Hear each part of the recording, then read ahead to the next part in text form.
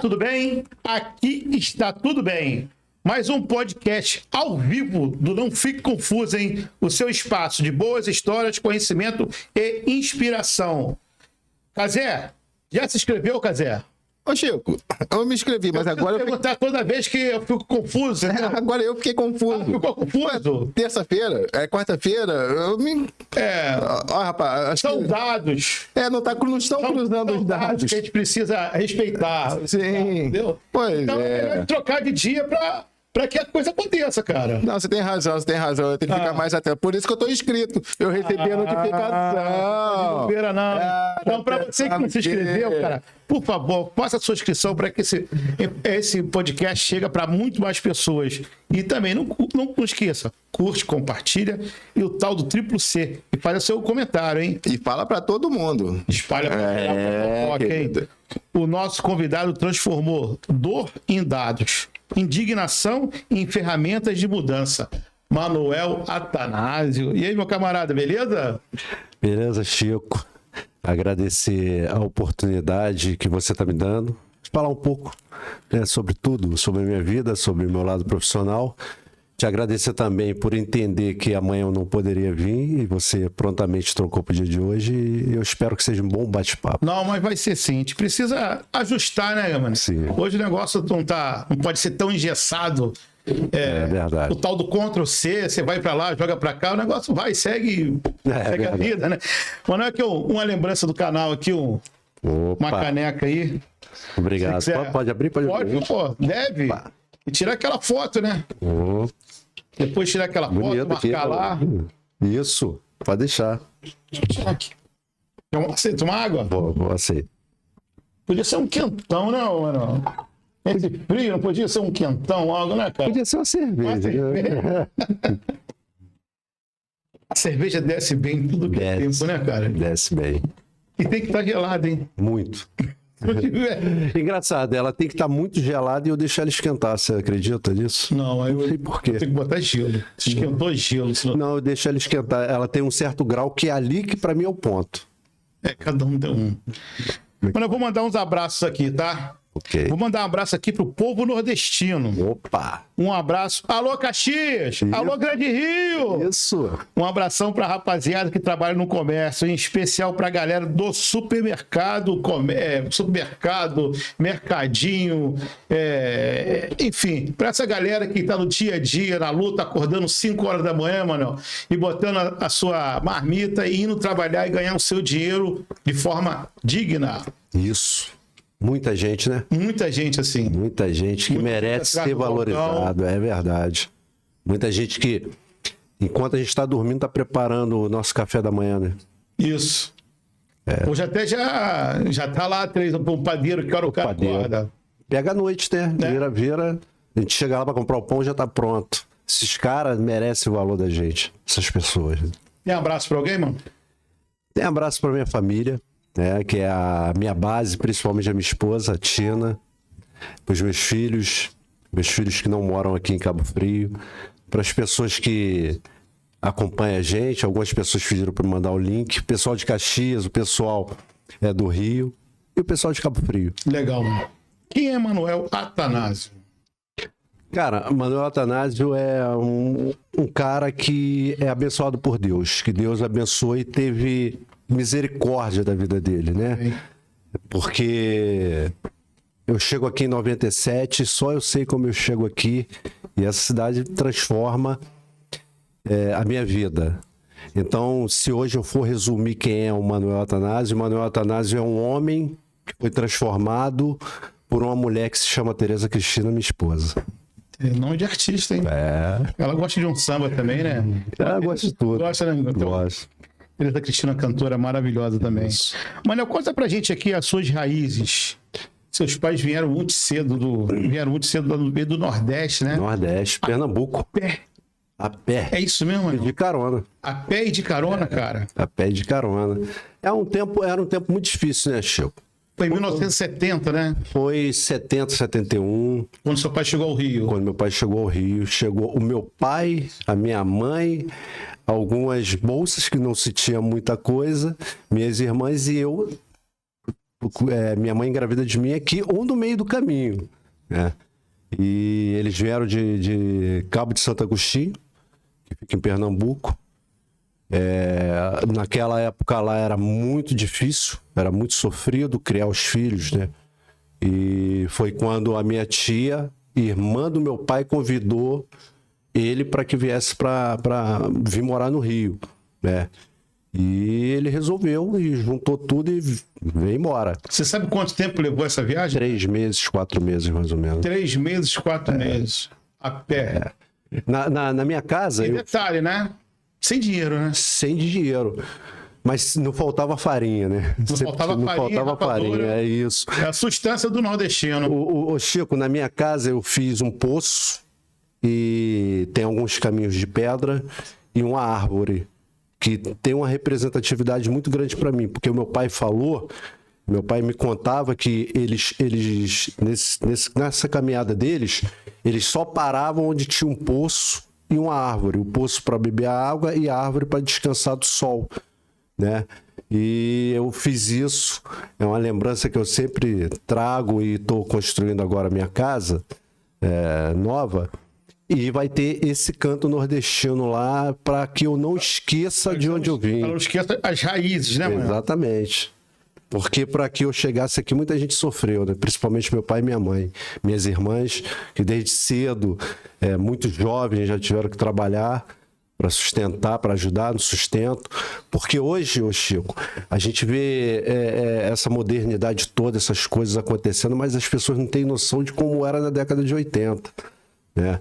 Eu morava num bairro chamado Centenário, lá em Caxias, que tinha uma galera que era apelidada de pescoçudo, porque só uma vizinha tinha TV em casa, então a gente ficava... O pessoal, os pescoçudos não sai daqui, então a gente era apelidado de pescoçudo.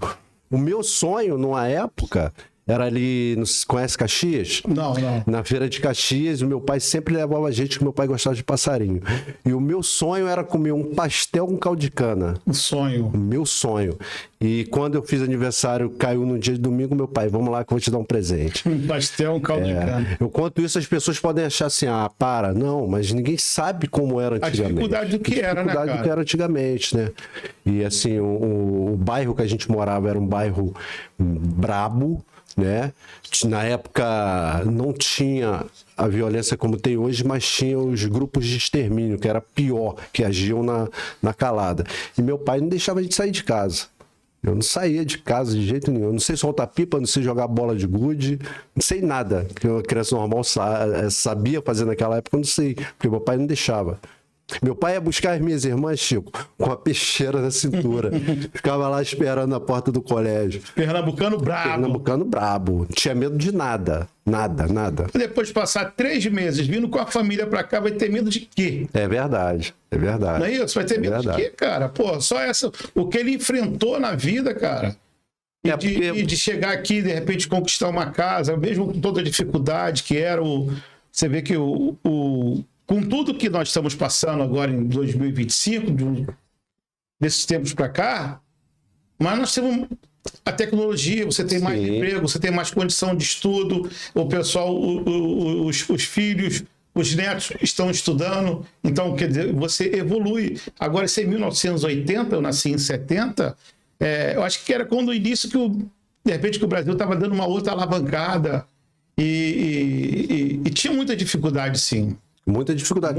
E outra, assim, um detalhe. O acesso era mais difícil. Muito. E um detalhe, o meu pai veio, a maioria, as minhas irmãs eram 6 irmãs e um irmão, que era pequeno na época. Você imagina um homem viajar com a esposa e os seus filhos, onde a maioria é mulher. E a gente sabe o que acontece no Nordeste, né? Que hoje em dia é bem menos, mas naquela época acontecia bem mais. Sequestro de meninas, né, no meio do caminho. Então, enfim, e meu pai, ele veio e trouxe a gente na cara e na coragem. Então, quer dizer, o meu pai, ele deixou essa marca muito profunda em mim. Família é sagrado, né? E eu levo isso comigo. E o que te mudou seus valores? Foi olhar o meu pai, um homem sofrido, que não tinha estudo, meu pai só sabia assinar o nome dele, né? Mas, acima de tudo, era um homem de palavra. Era um homem de palavra, se ele falasse com você, ele cumpria. Então, isso ajudou muito a minha família quando a gente chegou no Rio de Janeiro, porque chamavam ele de Paraíba. O Paraíba paga. Se quiser vender, é uma pessoa que paga, ele paga.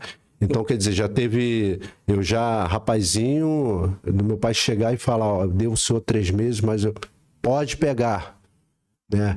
Então, assim, esse tipo de coisa, isso ficou muito profundo em mim. Ter palavras, ser sujeito homem, né? Cuidar da família. Eu já atravessei caminhos maravilhosos de condição financeira muito boa e caminhos terríveis de não ter um pão para dar para meus filhos. Mas eu sempre corri atrás para não deixar faltar nada para eles, né?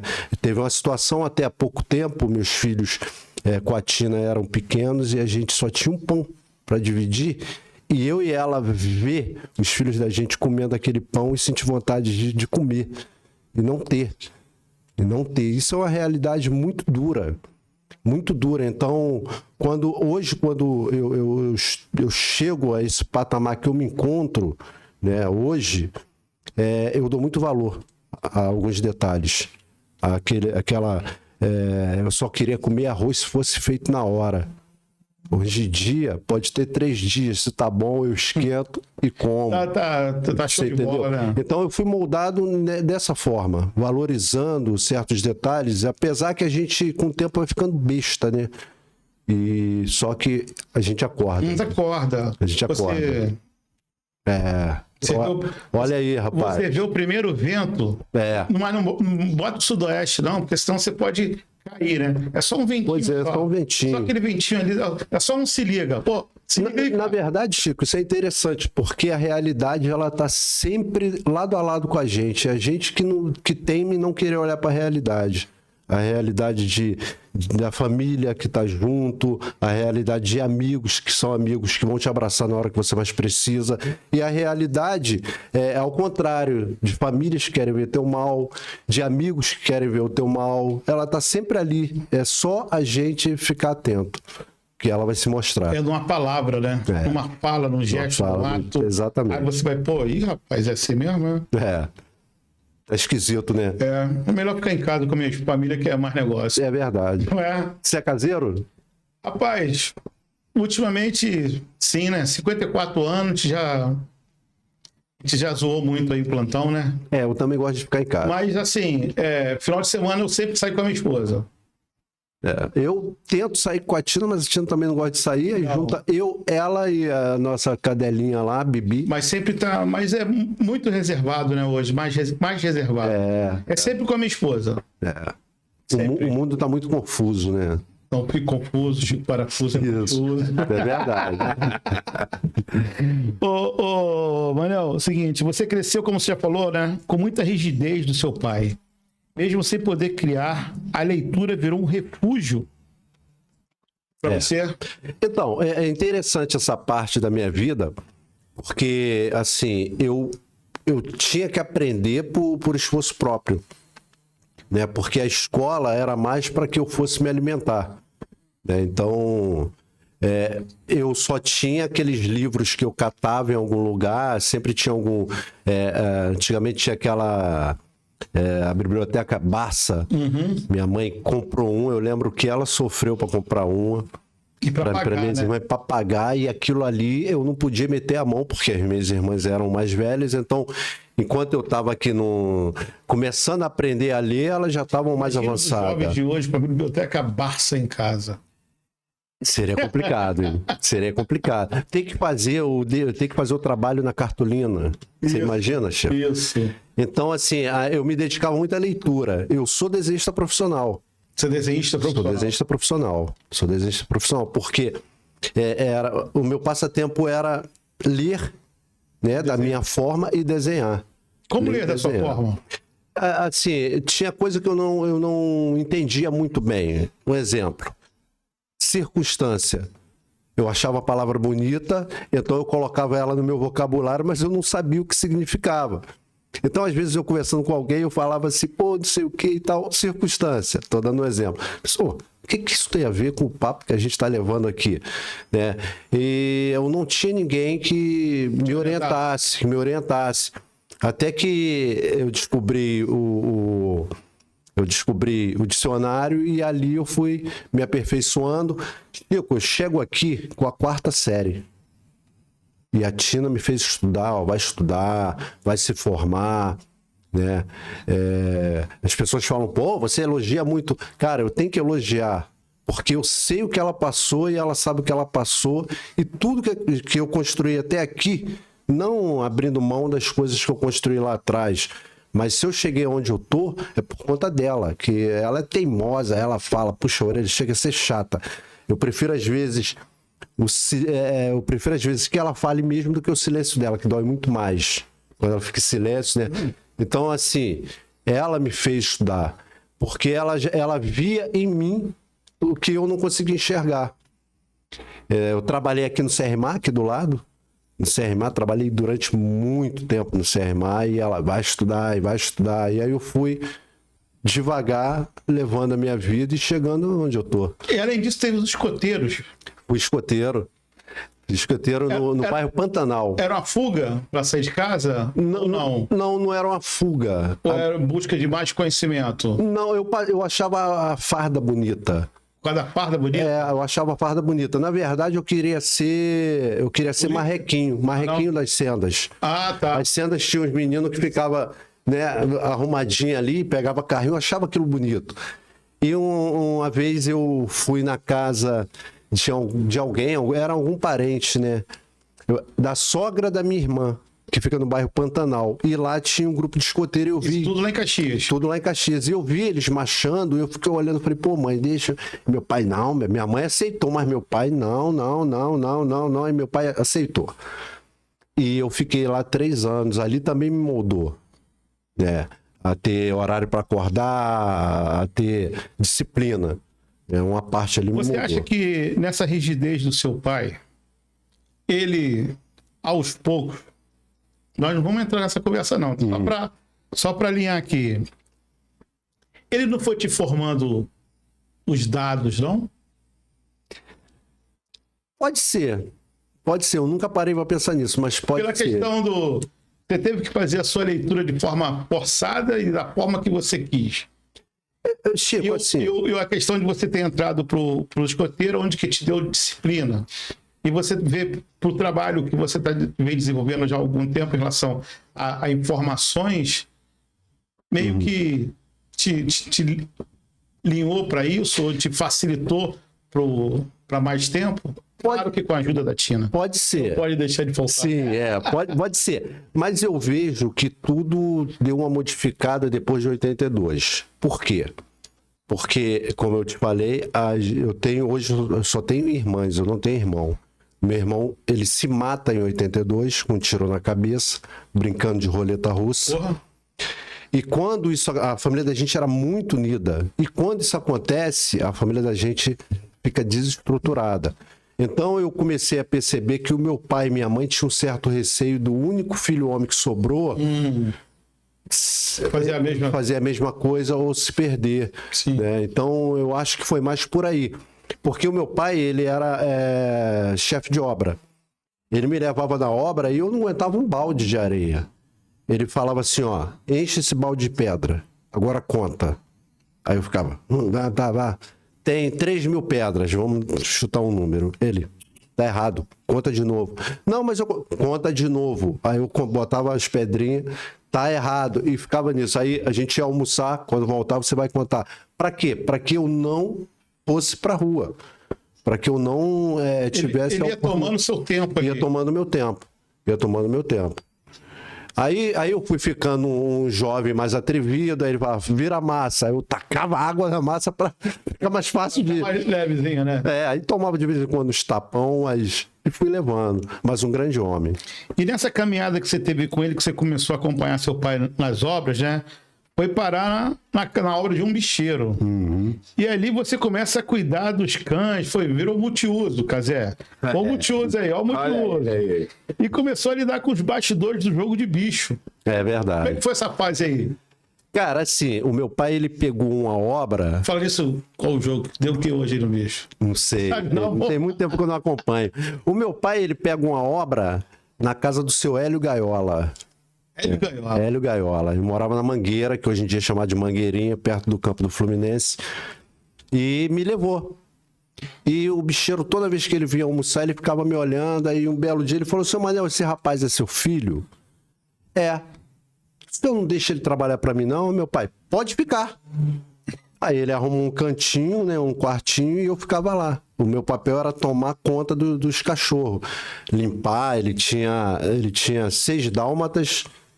Eram 6 dálmatas. Ele tinha na faixa de 13 cachorros. 6 dálmatas, tinha pastor alemão e tinha aquele cachorro preto, esqueci o nome dele. Doberman. E o meu papel era de manhã limpar os bichos, sujava tudo. Eu tinha que lavar aquilo tudo, botar ração, botar água. E nisso tinha um rapaz chamado Rogério. Ele era tipo que o cozinheiro da banca do jogo que ficava do outro lado da rua. E a minha patroa, a esposa do seu Hélio, comprou um fogão de última geração. Você apertava o botão, ele acendia o gás. Que hoje em dia é comum a gente ver isso, né? Então ele... aí a menina falou: você vai fazer um bolo? Vou. Ele botou lá o bolo para fazer e a menina mandou ele apertar o botão. Eu acho que ele não apertou direito. E eu tava limpando a piscina e senti o cheiro do gás. Eu falei: tá um cheiro de gás aí. Dá um cheiro de gás, não sei o quê. E é mesmo, não acendeu. Aí ele, quando apertou, queimou o rosto dele e o cabelo. Do Rogério. Né? E ele foi parar no hospital, enfim. O que aconteceu? A cozinheira passou a fazer o lanche e o almoço do pessoal da banca e eu passei a levar, porque ele ia lá, fazia e ele levava. Tá. E eu passei a levar. E ali eu ficava olhando como é que se montava o carimbo, como é que se escrevia, como é que se apurava. E fui pegando aquela curiosidade e acabei trabalhando no jogo do bicho. E você passou por vários estados, né? Manaus, Paraná, São Paulo, Minas Gerais, Alagoas. E tudo trabalhando para... O jogo do bicho. Para ele, pro seu... Aí era pro seu Hélio. Pro seu Hélio Gaiola. Hélio Gaiola. Aí já não era pro seu Hélio Gaiola. Porque olha que interessante, a minha irmã casa com um cara que vira gerente do jogo do bicho. Aí já é com o seu Antônio Cabeça Branca, pai do Jaider Soares da Grande Rio. E a gente nesses caminhos acaba se cruzando e fui trabalhar com eles. Mas então, você trabalhava lá com o seu Hélio? Trabalhava com o seu Hélio. Eu comecei trabalhando com o seu Hélio. Aí quando a minha irmã casou com esse rapaz, que ele foi trabalhar no jogo do bicho, que ele já trabalhava no jogo do bicho, acabou me trazendo. Aí eu fui caminhando mais. Eles compravam uma banca e a gente ia para ensinar o modus operandi da banca da gente. Cada região tem a sua forma, né? De jogar. Então, como eu era solteiro, quer ir? Vou. Aí eu ia, e nisso eu fui rodando isso aí tudo. O estado mandava e estava indo. Só um lugar que eu não gostei foi Manaus. O resto eu gostei. Por que não, Manaus? Porque eu achei quente, Chico, e assim... Quando eu cheguei lá, eu tinha um amigo chamado Verme, Ricardo, a gente chamava ele de Verme. E ele falou, tem uma... Manaus é uma cultura próxima do Rio de Janeiro, não tem? Não deu nem para entender muito. Porque primeiro eu passei 8 dias dentro do ônibus. Quando eu chego na rodoviária, pegaram uma cobra que tinha engolido uma criança. Porra. E a cobra estava viva ainda, e o pessoal tinha amarrado ela num caminhão lá, e ela estava viva. Eu já não gostei. À noite, muito mosquito. E esse amigo Verme falou comigo assim, tem uma tribo aqui perto. E morreu o pajé, não sei o quê. Vamos lá, porque lá tem... Pode falar aqui? Pode. Lá eu gostava na época de fumar uma coisinha e lá tem uma coisa boa, rapaz. Vamos lá. Arquivo da Paz. E eu fui. Só que o que acontece? Quando você entra e que está tendo a cerimônia do pajé, você só pode sair quando ele é enterrado. Eu não sabia, eu fui. E chegou lá o dia todo, a gente lá o dia todo, falei, cara, vou embora. A gente só pode ir embora quando ele for enterrado. Tá bom. E foi passando a hora e o cara não era enterrado. Eu falei, que hora que esse cara vai ser enterrado? Daqui a 3 dias. E eu fiquei 3 dias lá. Tomei um esporro tremendo. Falei, ó, não me leva mais pra essas furadas, não. Eu tava enjoado de ver índio. Assim, que é a cultura deles. Né? E que acabou, assim, me marcando, porque eu achei interessante, que eles enterram Tem toda uma cerimônia. Toda a cerimônia, eles amarram o corpo assim, abraçam o, né? Eles fazem o corpo abraçar o joelho, amarram e forra ali, aí bota lá, enterra e acaba. E quando o enterro acaba, é como se eles estivessem festejando alguma coisa, porque assim, a fisionomia muda, o choro acaba e começa uma festa. Então, assim, Manaus eu não gostei muito. Não gostou, né? Não gostei muito. E no seu retorno de Manaus, como é que foi?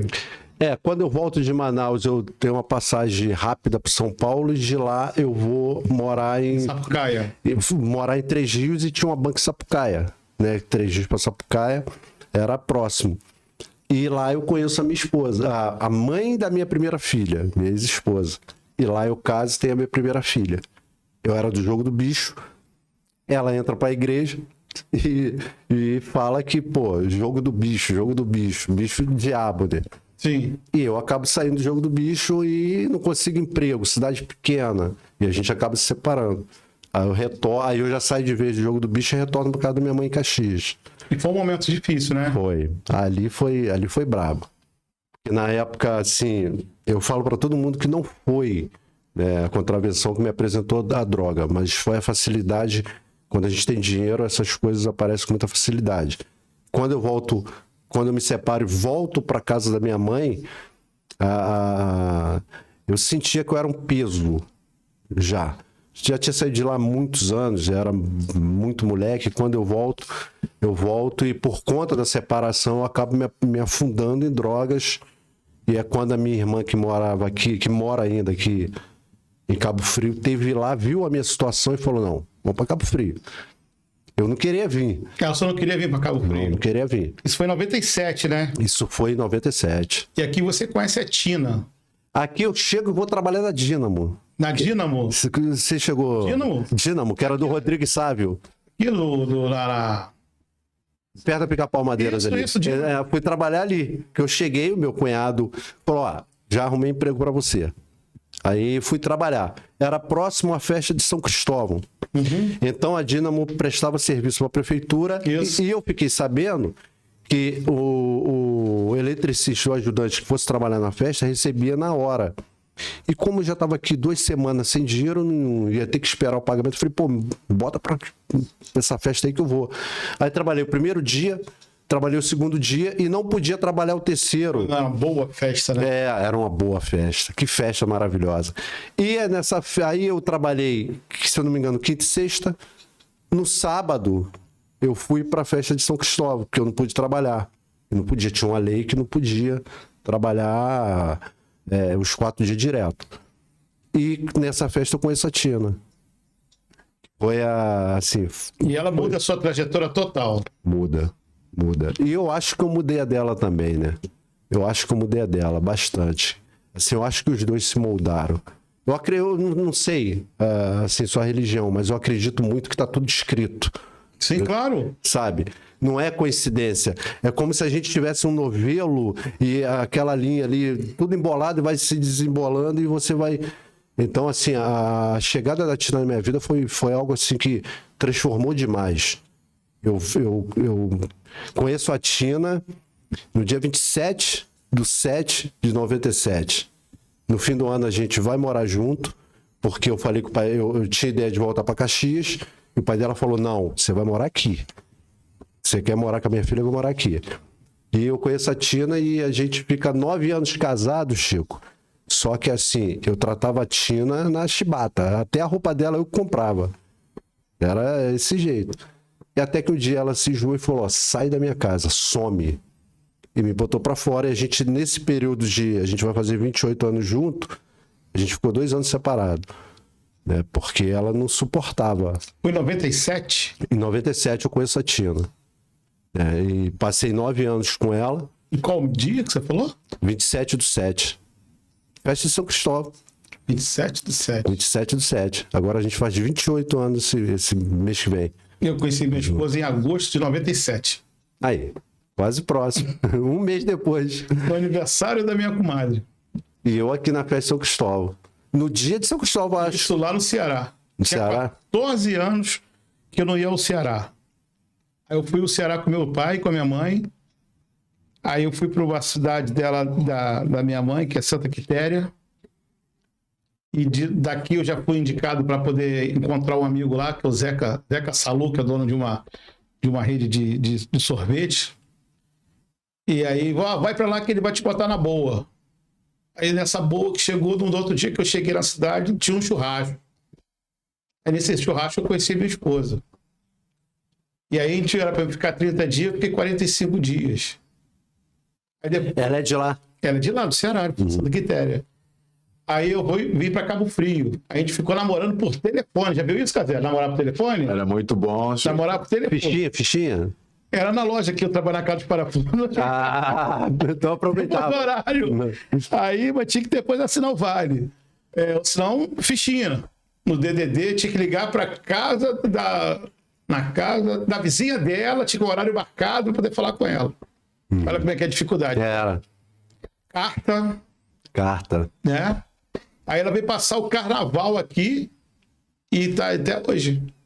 Que bacana. E o interessante, Manel, como é que é? Você falou Tá escrito. da escrita, né? Um ano antes, eu escrevi uma parada do que eu queria, do que eu quero conquistar. Eu quero ter a minha casa, eu quero encontrar o amor da minha vida, tal. Muitas das coisas ali eu conquistei. Aí, anos depois, eu conquistei a loja. A da casa, eu passei aqui onde eu morava, que é uma conquista para a loja.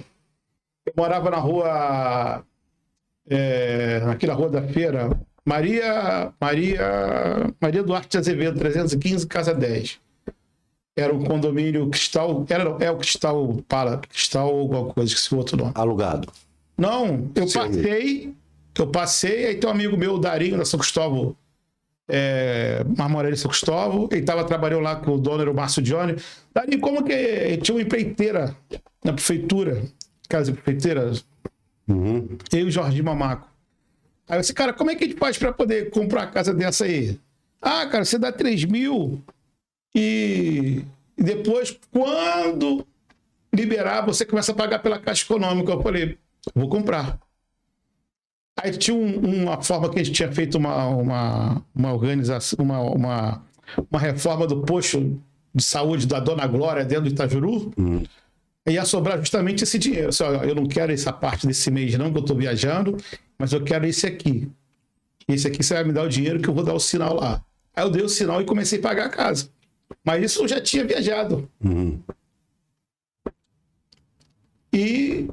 E depois ela chega, e no meio do caminho eu compro. Antes de ir para lá, eu comprei no bar um consórcio de uma televisão.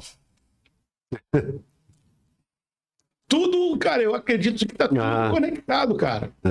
Não tem nada que não tá escrito por ele. É verdade.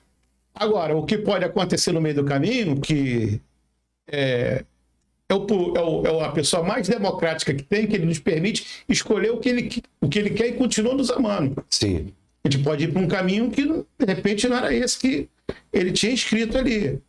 Esse caminho pode ser mais doloroso, né? Mas, assim, é muito parecido. Até com esse lance do seu pai. Quando você fala do seu pai, eu lembro do meu pai.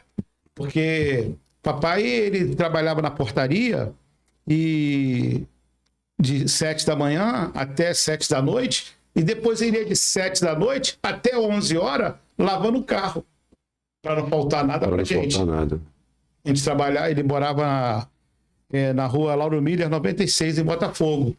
Trabalhei no Rio Sul. No Rio Sul, viu? O Rio Sul. Né? Então, ele trabalhou naquele 96, é o prédio que era só de militar. Era o último prédio de Botafogo, e depois vinha a Avenida Pasteur. Onde tem a Benjamin Constant. Eu era Globinho, eu entregava jornal ali naquela área ali. Então, você vê, esse lance é bem parecido. É verdade. São as coisas que... Tipo, quando a mãe da minha primeira filha me largou, eu questionava muito Deus. Por quê? Porque, assim, como eu te falei, ela tinha entrado pro evangelho e acabou me levando. E eu tava muito firme ali com Deus. E ela me larga. Eu falo, pô, Deus, como é que é isso? Tem um porquê. Aí quando eu olho pra trás, eu falo, eu sei o que você tava pensando aí, ó, onde eu tô. É isso. É. Não tô aqui dizendo que é a mãe da minha filha, pelo amor de Deus, não é isso. Não. Né? Mas assim, ela foi uma parte que precisava passar na minha vida para que eu fosse chegando. Isso, justamente. É o porquê de Deus, é o tempo de Deus. A coisa que eu creio muito, é o tempo de Deus. Sim. Não é o meu tempo, não é o seu tempo, não é o tempo do Casé, não é Olha, o tempo de você que está nos assistindo, é o tempo de Deus. Interessante, sim. Quando eu passei 9 anos com a Tina, sendo o carrasco que eu fui, e eu não lembro disso com nenhum mérito, é só para lembrar das coisas que eu fiz que eu não quero repetir, que ela me coloca para fora de casa, eu falei, você vai se arrepender. A gente acha o garanhão, né? Passou 1 mês, 2 meses, 3 meses, 4 meses eu arrumei uma outra menina, fui morar com ela, só que eu não esqueci a Tina. E um belo dia, já tinham se passado 2 anos, eu falei, eu vou voltar para a mãe da minha filha, para a mãe dos meus filhos, que ela já tinha Caio, Júlia e Manuela. Se ela quiser voltar, eu vou voltar. Eu gosto de jogar muito limpo. A menina vai, a gente estava passando por uma situação financeira seríssima. Ela vai. Tipo assim, eu esperava pelo menos que ela. Ela vai. Então, tudo Aí tem aquela Docelândia ali, eu morava na Rua Sicília, no Caiçara, e tem aquela Docelândia, perto de Totonho. Sim. Eu fui lá e comprei uma caixa de cerveja quente e vim. Peguei ali a rua da tua loja ali, Vitor Rocha. E vim tomando e já imaginando, vou pedir perdão, Quente? não sei o que, quente, pra criar coragem. Você gosta de cerveja quente, né? Mas ali tava fervendo. E cheguei e pedi pra voltar e a Tina falou, a partir de hoje é assim. É uma mulher, quem manda na minha casa é a Tina. Quem manda em mim é a Tina. Mas a Tina tem um diferencial, ela sabe o limite dela. Se eu falar não, é não. Ela nunca se sobrepõe sobre o que eu falo, o que eu faço. Respeita, me orienta, mas eu não dou um passo sem que ela saiba. Não dou, entendeu? Não é medo, não é nada, é cumplicidade. A gente divide o que está certo, o que está errado e essa parceria tem feito aí a gente chegar onde a gente quer, aos poucos, né? Lutando e conquistando. Todo dia uma conquista. É uma vitória, né? Meu amigo, você também trabalhou no comércio, Cabo Frio. Você trabalhou na Mega Vest, né? Trabalhei. Não, que não era Mega Vest, era o Mercadão. Era o Mercadão. É do Clipso, Pastor Levi. Do Pastor Levi. Pastor Levi. Pai do Clipso. E você trabalhou em vários supermercados da cidade também, não é isso? Não, era um só que foi sendo vendido. Era o CRMA. Tô falando vários mercados.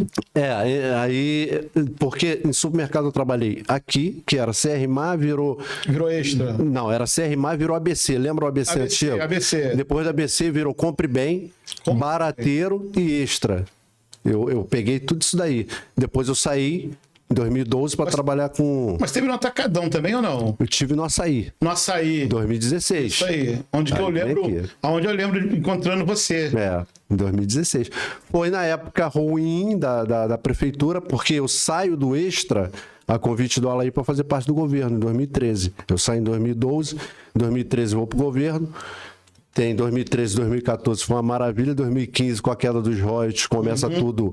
E em 2016... Então ali no Açaí foi um retorno seu para o mercado. Foi o retorno. Você já trabalhava nessa área. Já trabalhava. E eu sinto falta. Eu comentei isso até com a minha esposa um tempo atrás, porque eu sou cartazista, né? O pessoal fala que é letrista. Eu sinto falta. É uma área que eu gosto muito. Né? E eu até comentei isso com a minha esposa. Pô, eu sinto falta às vezes de Hoje fazer cartaz. Isso digital, né? Digital. Mas esses mercados grandes ainda precisam, por causa das faixas, enfim. Mas eu gosto. Aí fui trabalhar lá no Açaí. E o que te ensinou, cara? Trabalhar no comércio? Cara, me ensinou a valorizar, porque quando a gente é funcionário, a gente às vezes não valoriza e a gente não entende que tem alguém ali por trás que está se arrebentando para pagar o salário da gente, independente do que aconteça. E quando eu digo independente, é vender ou não. Eu acredito que você sabe, eu acredito que você sabe do que eu estou falando, né? Fala sério. Então, quer dizer, eu ganhei muito respeito e prestígio nessa área porque eu fazia de tudo para economizar, era muito organizado no meu trabalho. Tinha um olhar do dono. E gostava daquilo dali, entendeu? Porque tem gente que fala assim, ó, eu não quero saber. Tem que me pagar, entendeu?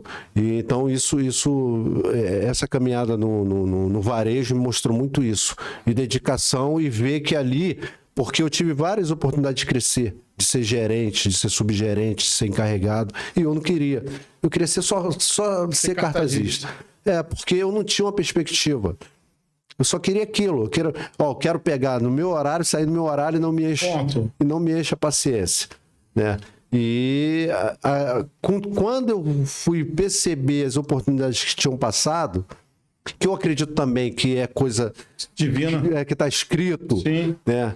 Aí, então eu aprendi muito isso, Chico, entendeu? Que são coisas que às vezes, e eu posso até fazer abrir um parênteses. À vontade. Eu vejo muitas pessoas, não estou falando que são todos, né? Eu vejo muitos empresários reclamando, né, da falta, às vezes, de estar vendendo o seu produto. Mas eu queria, se eu puder falar e dar um conselho, tem muito empresário que tem que entender que às vezes o funcionário dele trata a gente que vai lá comprar mal. Né? Eu já tive a oportunidade de entrar numa loja e ter 4, 5 funcionários conversando e não me atender. Eu virar as costas e sair. Então, assim, essas pessoas, esses funcionários não entendem que é aquilo dali que gera o recurso para se pagar. Né? E lógico, tem loja que você entra, tem pessoas maravilhosas que, só falta descarregar no colo. E tem loja que você entra como se você fosse... Espero que o pessoal atenda bem você lá, irmão. Não, atende. O pessoal lá é maravilhoso. Não é porque tá na sua presença. Até porque por te conhecer, se tivesse alguma coisa, Chico, estive lá, mas não foi bacana. A experiência não foi legal. Não foi legal. Mas isso é possível de acontecer, porque nem todo mundo, todo dia a pessoa tá bem. Então, E a gente compreende isso também. Né? A gente compreende isso também. O mundo está muito, muito complicado, a cabeça das pessoas está muito doente, né? Tá muito doente e está muito difícil de ambos os lados. Ninguém quer esperar. Tem isso também. Todo mundo quer ser... Esse lance da venda pelo WhatsApp é um negócio muito legal, mas é pontinho de interrogação. Se você não atender naquele segundo, aí você já tem que trabalhar, ter um robô, um chatzinho ali, para poder estar dando um apoio, para que ele fique já aqui no meio atendimento. Né? Tá bem complicado o negócio. O povo tá doente mental. Mas eu vejo assim, eu vejo que ali, pelo menos na tua empresa, os rostos não mudam. E não mudam por quê? Porque são funcionários já antigos lá. Então eu vejo que se você tem um funcionário antigo... Eu tenho um grau de dificuldade muito, cara, de mandar a pessoa embora. Tenho essa dificuldade. A gente vai... Eu vou tentando com essa pessoa. Vai segurando ali. Sabe por quê, cara? Eu tô até errado. Tipo, um colega vai falar que eu tô errado. Mas eu fico enxergando, cara, o outro lado. Né? Como que tá difícil para arrumar um emprego. Como que tá difícil para sustentar uma família. Eu falei, cara, será que esse camarada tá ligado mesmo do que tá acontecendo? Pouco com pouco é muito com Deus, cara. Vamos arrumar uma outra forma. Vamos ter que dar um outro jeito. Quantas pessoas hoje estão ricas que o cara trabalhou o dia todo de diversas formas? Ele não ficou rico assim. Mas você não acha que assim, o universo que a gente está vivendo hoje em dia, desses ditos influencers, de ganhar dinheiro muito fácil, também tem uma certa influência? Tem influência com, por exemplo, com as novas profissões, digamos assim, de ganho. O que o comerciante, o empresário, ele vem sofrendo? Liberdade. Você pode ver aí o número de pessoas que querem trabalhar com liberdade. Então, quer dizer, o cara pega um Uber, o rapaz que me deixou aqui de Uber, ele pegou agora. Ele ficou amanhã o dia todo em casa. Ele escolheu o horário dele, né? Escolheu o horário de trabalhar. Eu quero trabalhar agora à noite. Aí daqui a pouco tem jogo, 10 horas da noite, ele para e vê o jogo. Ou senão ele pega o celular, um outro celular, bota dentro do carro e começa a ver o jogo e trabalhando. Então dá liberdade a ele. A entrega, o iFood, Mercado Livre, enfim. Esse vem é uma mudança que está acontecendo aí. Aonde que isso vai se parar, não sei. Como vai se parar, não sei. Se vai ter emprego formal e o empresariado e os comerciantes, eles sofrem, abre aspas, nós somos tidos como os malvados, nós somos tidos como não pagar impostos, que a gente sonegadores, né? Nós somos tidos como vários tipos de forma. Mas quando o calo aperta na sociedade, a sociedade sempre está lá indo bater na porta do comércio. Mas para o que para me ajudar com R$10, para me dar 1 quilo de alimento, para poder fazer isso, para fazer ação aqui, isso, fazendo aquilo. O comerciante, ele sempre está lá. O comerciante, ele é um bicho, é um ser que ele se mistura, ele se molda com o tempo. Eu sou um tipo de pessoa que eu valorizo muito o comércio da onde eu moro, do bairro que eu moro. Eu procuro comprar sempre ali. Quando não tem, aí eu vou pro centro, para outro lugar. Mas eu procuro sempre estar dentro ali do comércio próximo a onde eu moro. Porque eu acho isso importante. Tem gente que não dá valor, mas eu acho isso importante. Verdade. Vamos lá. Cara, abacate consciente, você lembra disso? Cara? Lembro, pô. Cara, como era maneiro, hein? Saudoso abacate consciente. O abacate consciente foi também um grande aprendizado. Ali eu fui entender o que é política. E passou muita gente ali, hein? Muita gente. Concorrido, né, cara? Era concorrido. Eu vi. Era toda quarta-feira. Tinha horário, tudo, a galera era no Orkut, né? Era no Facebook. No Facebook já? No Facebook. Eu ficava vendo lá ao vivo, lá a parada. Era uma coisa bem caseira. Rafa Martins. Rafa Martins, né? Rafa Martins. Depois a gente ampliou um pouco, entrou o Digão, aí entrou mais alguns amigos que pensavam da mesma forma, que a ideia era bater papo sobre como se resolver alguns problemas da cidade. Então a gente levantava a pauta e cada um falava o que queria. E foi muito bacana, foi uma fase muito bacana. Ali já passou o Marquinhos, já passou a Alaí, já passou o Dirley, já passou. Eu acho que todos os candidatos a prefeito que já teve na cidade naquela época passou. Rafael passou lá. Rafael Peçanha passou lá. Ariston passou lá. Era figurinha marcada lá. Então, assim, era muito bacana porque a gente tinha uma certa liberdade, Chico, a gente não discriminava uma pessoa que não tinha o mesmo entendimento da gente. Foi qual ano? Você lembra? 2000 não lembro, acho que 2009. 2009, tá, acho beleza. 2009. Você fez o abacate consciente, né? Abacate consciente em 2009. De uma forma assim, o Totonho na banca dele.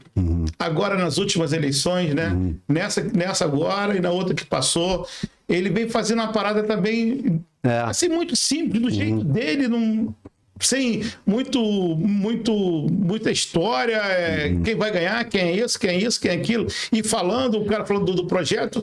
Você não acha que nessas histórias faltam mais pessoas para poder fazer esse tipo de falar de política de uma forma muito simples, sem muito discurso, sem muita fala, sem... Você tá me entendendo? Tem esse pudor todo, né? De falar o que acredita, o que acha, isso que você tá falando. De forma simples. Então, eu acho só que... Só tá na mesa do bar, né? Pode na mesa da padaria, né? O que eu acho, Chico, é que... eu crio um podcast, uma exposição, como era o abacate, que era uma mesa debaixo de um abacateiro. Que era um podcast, né? Assim, se aquilo dali não der resultado, ninguém quer ir. Mas se aquilo começar a florescer, começa a guerra, como você mesmo falou, e é verdade, o pessoal entupia ali à frente da minha casa, um monte de carro parado querendo participar. E então as pessoas querem muito isso, elas não querem um lugar onde uma pessoa esteja, pelo menos uma pessoa esteja escutando o que ela tem a dizer, ou a forma com que ela pensa, a forma com que ela vê as coisas acontecendo. Ela quer que milhares de pessoas vejam isso. Só que ela não entende que quando eu falo e uma pessoa escuta, eu tô reverberando uma ideia que de repente é uma ideia igual a do Chico, igual a do rapaz ali, igual de outras pessoas, que vai fazer com que você tenha vontade, Chico, de também expor seus pensamentos. Então eu acho que falta isso porque as pessoas ficam procurando onde tem mais like, onde tem mais visibilidade, e eu vejo isso um erro. Eu não falo nem nessa questão do resultado. Estou dizendo da forma de se fazer. O resultado ele tem que acontecer. O próprio resultado das pessoas quererem te procurarem para poder estar lá no abacate consciente. E do Totonho também. Você tem que usar o Totonho como exemplo, porque é o exemplo. Os caras tinham que... Não, candidatos, né? Eu já ouvi. Porra, eu não fui lá no Totonho ainda. Porra. Caralho. Pô, Totonho chama todo mundo, me chama. Já vi. Jornal, lado de fora, na cadeirinha, não tem... Carro passando, uma barulheira. Filha falando pra caralho. Mas isso é gostoso. Entendeu? Isso é uma gostoso. Coisa normal, uma coisa do dia a dia, comum, um negócio bem raiz. Mas é assim, eu acho que é tipo... Algumas pessoas olham para aquilo tipo, quem é Totonho para eu ir? Discriminatório, né? Quem é Totonho para que eu vá lá? Mas tem uma galera dele que ouve, tem um perfil. Vai lá e fala alguma coisa para tu ver se não cai no ouvido de A ou de B. Rápido. Arruma confusão. Então, quer dizer, não é visto? Lógico que é visto. Claro que é visto. É visto. Eu tenho vontade, às vezes, Chico, de fazer algumas coisas dos meus pensamentos, abrir uma live e falar sobre alguma pauta e depois fechar a live, abrir uma live, mas eu não tenho tempo para administrar o besterol que as pessoas não respeitam às vezes, a gente já entra massacrando, então eu não tenho mais esse tempo. Antigamente eu cheguei a fazer isso, hoje em dia eu não tenho mais esse tempo, também não tenho paciência nem saco para lidar com algumas pessoas. As pessoas querem ter a razão, né? Sim. Tem um cara no YouTube que eu acompanhava muito, eu achava o cara inteligentíssimo. E esse cara foi convidado agora, meses atrás, para um debate, e eu vi que quando você está dentro de casa, atrás de um computador, onde você tem várias ferramentas que te dá suporte para falar com precisão que você quer, é fácil. Quando chegou no debate, o cara paralisou. Mingou. É diferente. Eu perdi totalmente o tesão e ficar ouvindo o cara. Eu falei, pelo amor de Deus, você é um cara fabricado. Eu acho legal isso aqui, a gente falar, sabe? Lógico, respeitosamente, mas falar o que a gente pensa. Sim. Entendeu? Por aí. Você também, amigo, você trabalhou aqui com alguns políticos da cidade, né? Trabalhei. Zé Ricardo, Alfredo Gonçalves, Letícia Jota, Cris Fernandes, Roberto de Jesus, trabalhou no governo Alaí Correia e atualmente trabalha no governo Dr. Serginho. Dr. Serginho. Essas experiências ele lhe credenciou em pensar algo diferente para o seu amanhã? Nunca parar de sonhar em algo novo, em algo bom.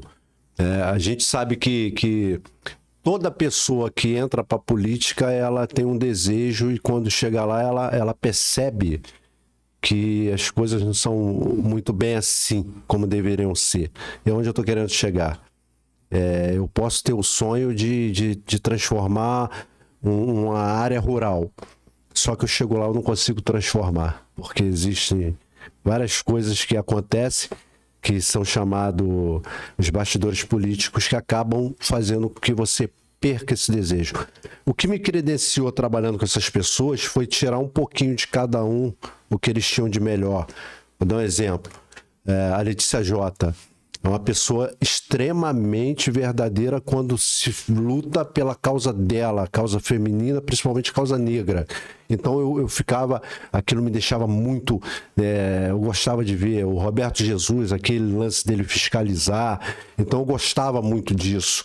O Alfredo, a maneira democrática com que ele tratava as pessoas, eu gostava.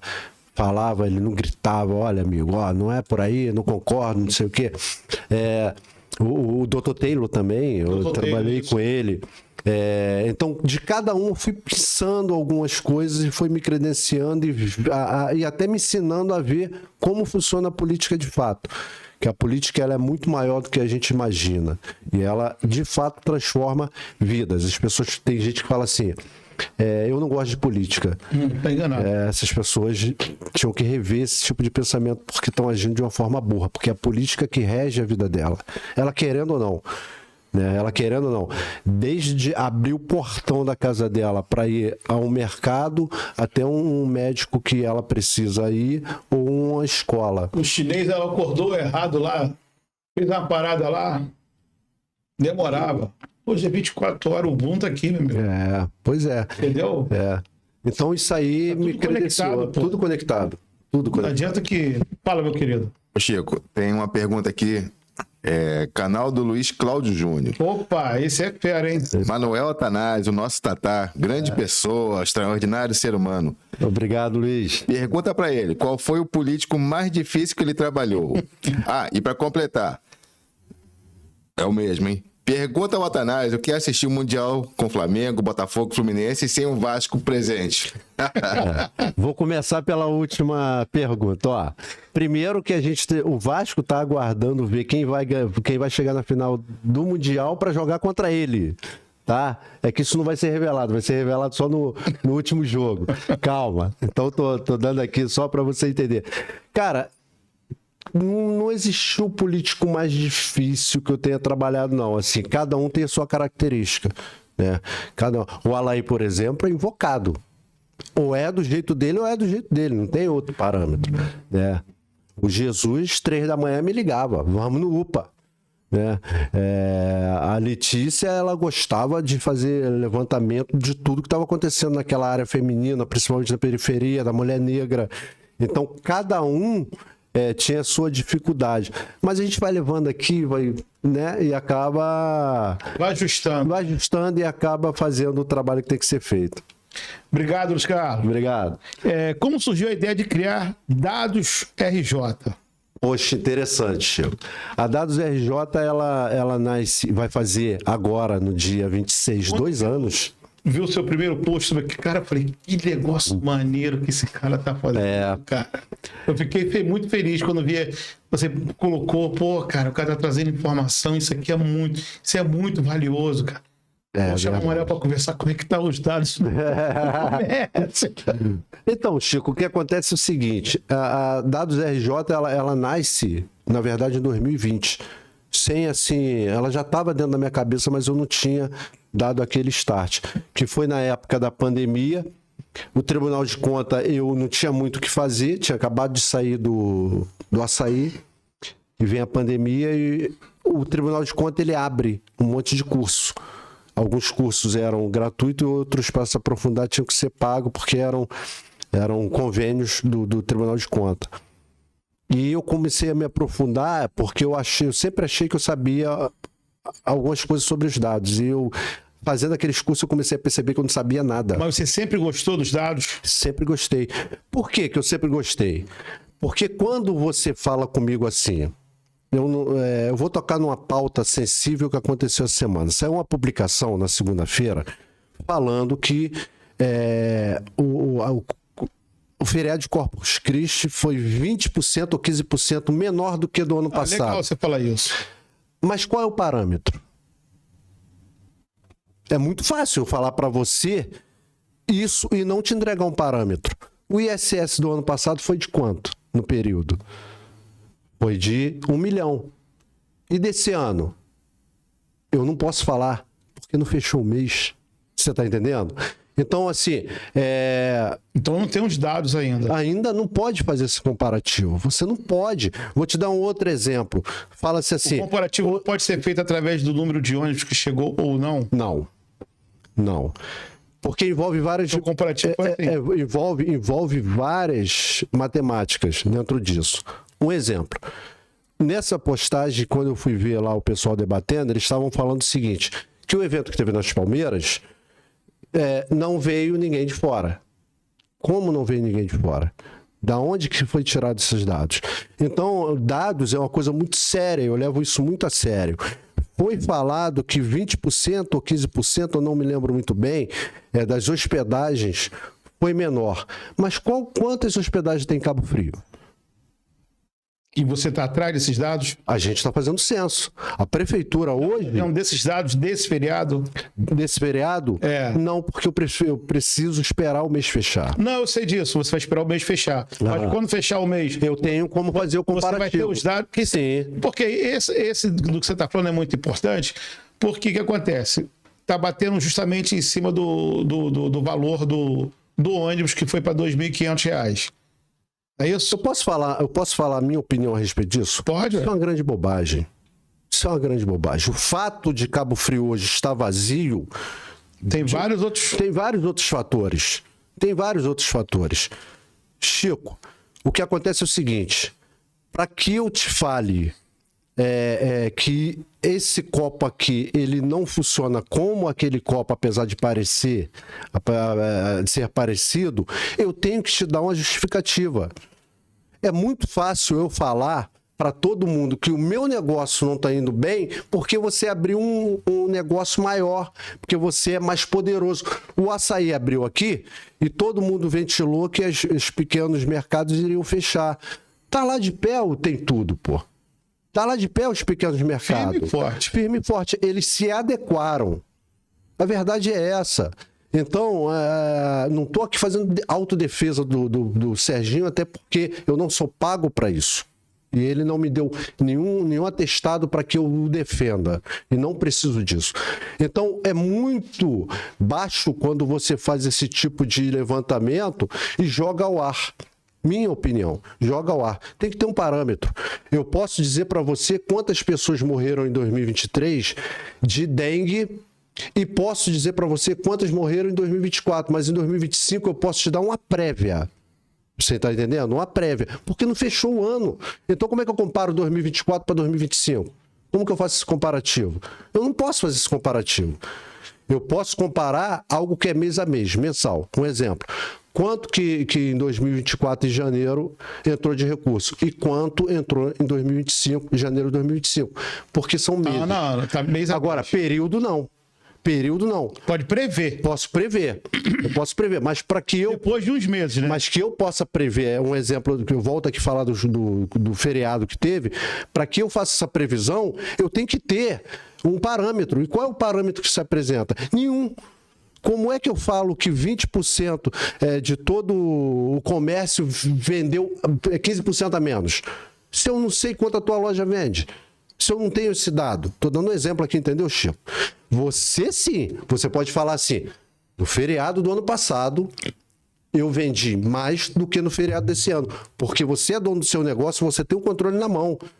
Você tem ali o seu estoque, você tem toda a informatização que vai te dar os dados. Agora, eu não posso fazer isso quando seu vizinho do lado, Chico, não tem nenhum computador. Eu só consigo perceber isso quando ele vai fazer as notas fiscais e no fim do mês o contador vai pegar aquilo e transformar aquilo nas taxas que a prefeitura recebe. Não sei se eu estou me fazendo compreender. Você está entendendo?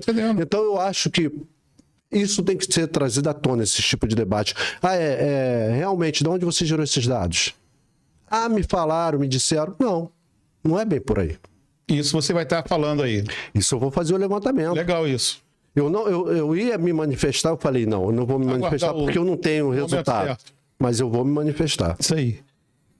E... Calma aí. Em quais áreas costumam apresentar mais falha nos dados dos órgãos públicos? A área, saúde e educação. Saúde e educação? Saúde e educação. Por quê? Porque, vamos começar pela educação. A desistência do aluno. Você não tem como fazer aquele controle mês a mês. Cada escola, sim. Mas num todo, ainda não. A partir do ano que vem, a ideia é que a gente tenha esse controle, esse total controle, né? Então, assim, o aluno, ele saiu, o aluno, ele está ausente da educação, da escola durante uma semana. A partir do ano que vem, eu acredito que a gente já tem esse controle. Tudo digital. O prefeito já vai ter esse controle.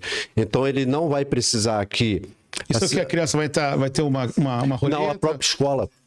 A própria escola, a ideia é que a própria escola ela responda pelo dia a dia do que acontece nela. Se eu tenho 300 alunos e só foram 290, os 10 que faltaram são quem? E de que sala? E o porquê? Mas manual não. Não, manual não. Tudo digital. Manual não. O Serginho, ele é um prefeito tecnológico, ele é muito fissurado nisso, entendeu? Ótimo. Tanto é que a minha parte é fazer o censo da cidade. As pessoas falam assim, tem que ter mais vaga para alunos especiais. Ora, aí eu volto no parâmetro. Nos dados. Mas quem é que te diz que tem que ter mais vaga? Da onde você tirou? Como é que você me prova que na vovocinha, na creche vovocinha, precisa-se de mais vaga para alunos e precisa de mais auxiliar para os alunos? Se você não tem conhecimento de quantos alunos especiais tem ali. Então, Manuel, o trabalho que você está se propondo a fazer é um trabalho para o futuro É minucioso, da cidade de Cabo Frio. Da cidade de Cabo Frio. A ideia do prefeito Isso hoje... cabe até os futuros investimentos. Exatamente. Qual é a ideia do Serginho? A ideia do Serginho é que ele saiba que ele tem que contratar, vou dar um exemplo aqui, 10 cardiologistas, porque a demanda pede isso. 5 oncologistas, porque a demanda pede isso. E então, quer dizer, você às vezes contrata 80 cardiologistas E não está precisando. e não está precisando. Aí você paga um especialista para que ele vá no para atender. Toma esse remédio aqui. Então a ideia é essa. A ideia toda é essa. A gente ter o controle, o censo da cidade na mão. A gente ter noção de quantas casas tem a cidade, quantas precisam ser regularizadas, qual localidade, quantos alunos a gente tem na educação e quantos a gente... Porque, assim, um fator é você ter 30 mil alunos, mas ter 40 mil crianças. Tem 10 mil crianças fora da escola. E aonde essas crianças estão? Então, isso é complexo, mas, ao mesmo tempo, é muito fácil de Você falou dos dados na educação. Na educação. E na saúde.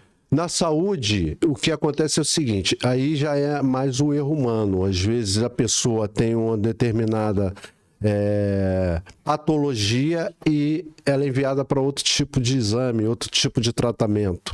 Então isso faz com que o gasto ele seja um pouco maior. Porque às vezes algo que você... com um simples tratamento, até de medicamento você resolveria, mas você acaba fazendo uma triagem maior, né, e fazendo com que esse gasto ele aumente. Você vai ter que procurar não sei quem, não sei quem, não sei quem. Às vezes um raio-x resolveria o problema. Né? Você deve conhecer a história onde a pessoa ela fez aquela via cruzes e quando chega no especialista, o especialista fala, não, o seu problema não é esse, o problema é outro. Aí você tem que voltar tudo de novo. É o tempo que perdeu, né? E por que isso acontece, Chico? Às vezes até por erro humano. O cara quer logo se livrar do Chico que está com uma dor de cabeça, procura esse médico. Então, isso tudo acaba fazendo com que os dados se embaralhem, se tumultuem, entendeu? E não tem uma definição certa. Olha, a Dados RJ, como que ela trabalha na prática? Ela só entrega relatórios ou ela acompanha também o dia a dia dentro do in loco? Aí depende do cliente. A gente faz o levantamento dos 92 municípios do estado. De todas as cidades a gente tem um levantamento. Qual é o levantamento que a gente tem? A gente tem um levantamento que a gente chama de levantamento básico. E é só para... município que você trabalha? Não, empresa privada também. Empresa privada também. Empresa privada também. Mas dependendo do nicho que o cliente queira. Né? Um exemplo, você quer fazer um levantamento de quantas lojas na região tem que faça o mesmo trabalho que a tua empresa. A gente vai atrás disso. Né? Mas voltando mais para a área pública, Chico, quando você me contrata, antigamente você recebia o cartão de crédito, eu acho que todo mundo aqui lembra, né? Viu o envelope, você abria e estava escrito lá, comprou no Chico, comprou no Seu João, comprou no mercado tal. Hoje em dia não tem mais isso. Você já paga direto e até para abrir no aplicativo o extrato é meio difícil. A minha empresa, ela faz esse extrato para você. Bom, vamos lá. Como é que eu posso estar te explicando? Eu tenho todos os dados no município de Cabo Frio e você me contrata. Só que você fala assim, você está me dizendo que a saúde gastou 400 milhões no ano? Gastou. Eu quero saber em quê? Aí entra o trabalho da minha empresa, que é mais aprofundado. Onde você gastou, quanto entrou, onde você gastou, com quem você gastou, quanto foi de folha, quanto foi de exame, qual a empresa. Aí a gente vai fazendo essa... Aí minucia o negócio. Aí a gente chega onde você quer. Entendeu? Como fala no Ceará, de bui o milho. Isso aí. De bui o milho. Sabe o que é, né? É isso aí o que é. Ele não conhece isso, não. Tá querendo cortar meu espaço, Hélio? É isso mesmo? Ô, Cazé, tá deixando? É isso mesmo, Cazé? Pô, mas não é horário dele, não, pô. Vamos lá. Um lance legal aqui, né? Em que momento que os dados deixam apenas de ser números e passa a ser solução concreta para o município? Já chegou nesse... Quando é levado a sério. Não é todos os dados que é levado a sério. Porque nem todos os dados representam Mas eu digo lá com vocês. Com a gente todos os dados. Agora vocês não vão sentir o efeito. Tá? Eu digo vocês, a cidade. Mas a partir do ano que vem vai se começar a ter noção do que... Estou dizendo assim, você pegou os dados e isso você transformou em solução. A partir do ano que vem. Por quê? Eu vou dar um exemplo. Uma solução que eu posso dar um exemplo aqui rápido. A quantidade de vaga de estacionamento. As pessoas falam, não tem vaga de estacionamento. Então, quer dizer, a gente, através de um trabalho que vai ser feito, a gente vai entender quantas vagas de estacionamento vai ser preciso em determinados locais. Então, a partir do ano que vem, isso até o meio do ano que vem, que demora, não é do dia para a noite, Chico, porque tem dados que você tem que estar ali olhando dia a dia, né? Então, isso vai ser resolvido com o tempo. Vaga na escola vai ser resolvido com o tempo. Problema de falta de professores vai ser resolvido com o tempo, porque o governo ele vai ter na mão aqueles dados efetivamente concretos. Não é aquele dado teórico que eu acho, não. Ele vai saber que o Manuel Attanasio, que é da Secretaria X, não esteve lá, e não é nem porque não marcou o dedinho lá, não é isso. Porque o próprio trabalho que vai ser feito para mostrar o que está dando resultado ou não. Então, a cidade ela vai começar a perceber isso... Ano que vem. Ano que vem, a partir do meado do ano que vem. Porque... Então, mais um ano aí para que os dados possam... Por que demora, Chico? Conectar. Por que demora, Chico? Porque a gente pegou uma cidade que não tem uma identidade de dados. A gente não sabe... O último censo de 2022 diz que Cabo Frio tem 221, 161 habitantes. Aí ele já faz uma previsão que em 2024, 230. Mas será que tem? A gente não sabe. Então, a gente vai se basear nesses dados de 2024. Porém, a gente vai ter noção de quantas pessoas procuram médico, de quantas pessoas botam seus filhos para estudar. Isso tudo conectado com o governo do estado e o governo federal. Porque, por exemplo, a gente vai saber quantas pessoas, e hoje a gente já sabe, quantas pessoas recebem Bolsa Família, porque de mês em mês muda. Quantas pessoas deixaram de receber, quantas pessoas procuraram CRAS, quantas pessoas... Então, isso tudo, esse emaranhado todo, a gente vai fazer chegar a um ponto.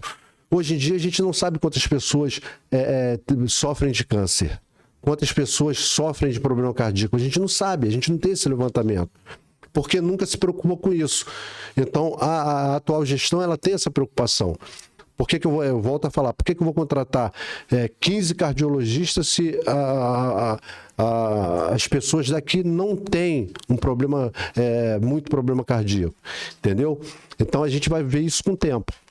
Tá certo. Eu acredito que até meado do ano, daqui a um ano, já está tudo ativo. Tá certo. O cidadão comum, é importante entender os dados?